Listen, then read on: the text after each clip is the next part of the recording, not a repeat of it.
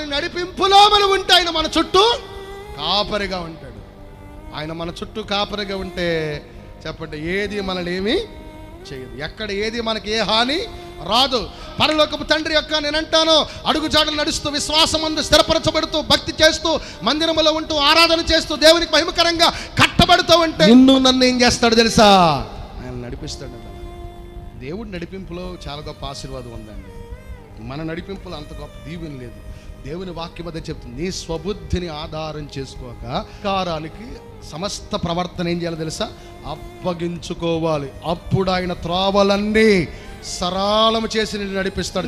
నిత్యము నిన్ను నడిపించడం ప్రారంభిస్తే నువ్వు ఎప్పుడు ఎలా ఉంటుంది తెలుసా? ఒప్పు కూర్చోండు తోట వలె ఉంటావు. కరువు కాలంలో కూడా దేవుడు తన ప్రజలను తృప్తిపరుస్తాడండి.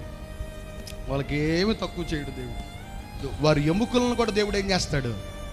బలపరుస్తాడంట, శక్తిని ఇస్తాడు.